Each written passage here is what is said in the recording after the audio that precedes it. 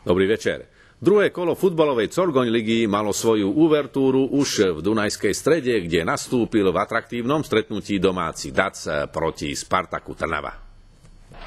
Po 8 rokoch sa najvyššia súťaž vrátila na Žitný ostrov do Dunajskej Stredy a bolo to cítiť. Hlavnú tribúnu zaplnili diváci už takmer hodinu pred výkopom. Sympaticky vyznel aj nápis na plote za jednou z brán a aj keď sa oba fanúšikovské tábory hecovali až za hranicu slušnosti, na štadióne zavládla očakávaná futbalová atmosféra. Na ihrisku nastúpila pestrá spoločnosť hráčov z 10 krajín, pričom domáci mali v základe 6 cudzincov, hostia 3. Prvú príležitosť mal Kamerunčan Kveuke v drese domáceho DAC, ale neprehodil hrdinu, ktorý dostal prednosť bráne pred Rybánskym. Potom však v 10. minúte behol do ihriska trnavský fanúšik, aby nikým neatakovaný prebehol takmer 100 metrov a strhol jednu z viacerých maďarských vlajok. Hoci bezpečnostné opatrenia boli nadštandardné, najmä okolo štadióna, na ňom v jeden okamih zlyhali. Rozhodca Vladimír Hriňák prerušil hru. Aktérom stretnutia dal pokyn na opustenie plochy. Zápas potom pokračoval takmer po 10 minútach, keď sa už situácia upokojila. Po Mukfirovej prihrávke pálil najstarší z bratov Zápotokovcov vedľa a aj ďalšie akcie potvrdili, že hráči sú nervózni, premotivovaní. V 14. minúte dal Ďuriš v 16. Kožuchovi, ktorý však zblízka neprekonal domáceho kapitána Novotu.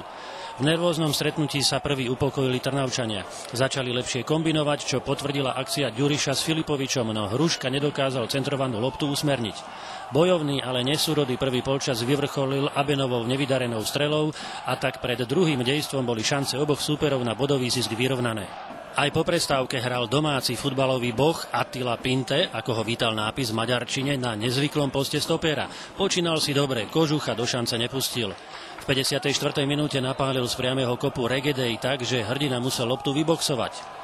V 57. minúte rozohral Jelenkovič roh na Pončáka, ktorý ponúkol centrovanú loptu Kopunkovi, ale gól z toho nebol.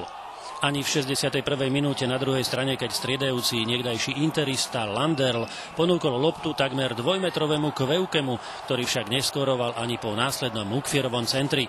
Pozorný bol brankár hrdina. V 66. minúte sa už domáci tábor tešil po Mukfierovej nevydarenej strele, takisto Kveukeho dorážke, keď Rakúšan Rolf Lander prepálil loptu do trnavskej brány. Dunajsko-stredský štadión zaliala vlna nadšenia po prvý raz. V 69. minúte akoby Kamerunčana Kveukeho pokropili živou vodou. Pončáka obral o loptu, ale nastrelil brvno. V 70. minúte si musel rozhodca Vladimír Hriňák dopriať masáž a tempo sa stupňovalo. O 2 minúty neskôr pri Ďurišovom úniku nezakončil Kožuch. Hneď z protiútoku zas unikol Kamerunčana Leony Kveuke. Hrdina zahral rukou mimo pokutového územia. Uvidel červenú kartu, z ihriska musel odísť, spolu s ním aj Kožuch a do brány šiel Rybánsky. V 76. minúte kapituloval aj on, to keď maďarský obránca Csaba Regedej z priameho kopu s tečom Ľuboša Hanzela zvýšil na 2-0. Na štadióne prepukla Dunajsko-stredská radosť číslo 2 a už v nastavenom čase sa dočkal aj kamerúnsky obor Leony Kveuke, ktorý pohodlne upravil na konečných a nečakaných 3-0 pre Dunajskú Stredu. V súboji mužstiev s balkánskymi trénermi tak vyhral chorvátsky nad srbským. Prvo bych chcel gratulovať pánu Ďuričiću na dnešnom zápasu. Dnes je Dunajská Streda bola lepša od nás. My sme mali neke šanse, alebo nismo dali gol.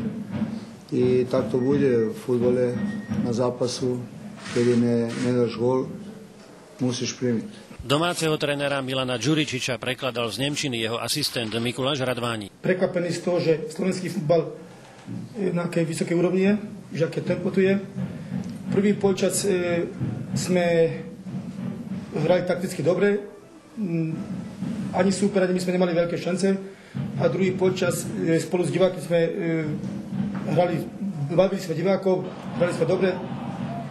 Mali sme to športové šťastie, že sme ten druhý gól, čo ako sme dali, ale si myslíme, že zaslúžene sme vyhrali. Rolfi, ako chutil návrat na slovenské trávniky po pôsobení v Interi? Tak, veľmi dobre, lebo myslím, že to je 11 či 12 rokov dozadu a veľmi som sa potešil, že som dostal tú šancu sa vrátiť sem na Slovensku a ešte viac ma poteší tie 3 body dnes. Premiéru s novým mužstvom pred domácim publikom máte za sebou, tých 3-0 je asi aj nad plán? Tak neviem, či je naplán, alebo nie. Chceli sme zvíťaziť v tomto zápase a nechceli sme dostať gól, čo bolo veľmi dôležité. Naše cieľe sme splnili a sme veľmi radi, že sme uspokojili divákov.